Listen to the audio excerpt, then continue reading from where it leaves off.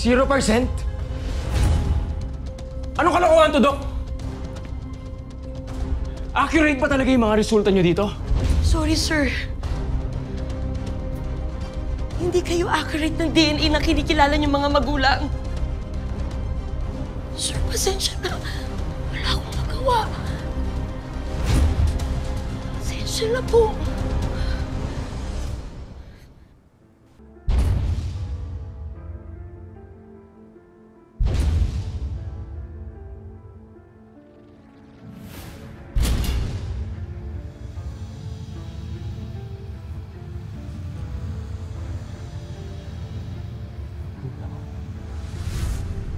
Di siya marunong mag-isip.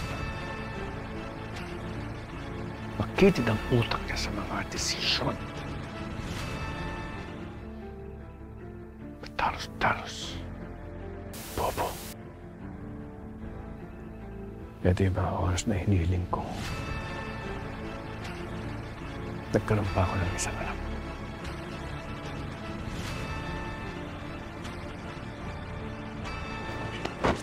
Sige na! Tama ka na! Palpak na akong palpak!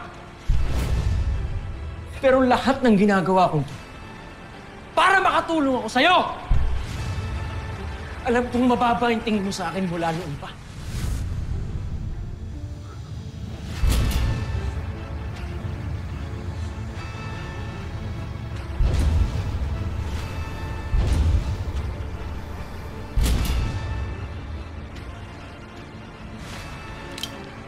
Sir! Sir, wag po! Sir!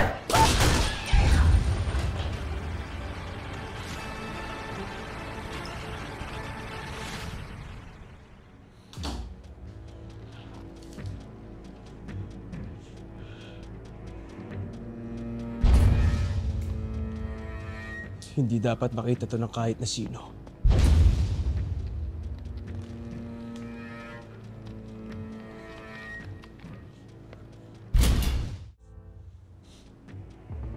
Tara na! Anong ginagawa mo dito? Yan din ang gusto ko itanong sa'yo.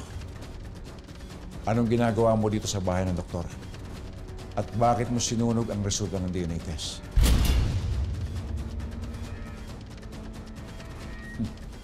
Ngayon, naniniwala ka ng totoong sinabi ko. Hindi mo sila mga magulang. Ako ang tatay mo, Calvin.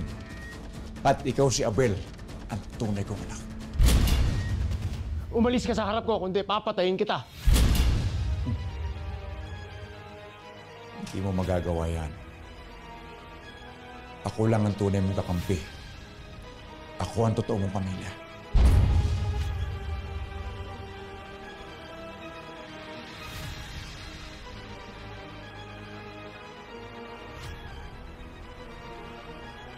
Tantanan mo na ako!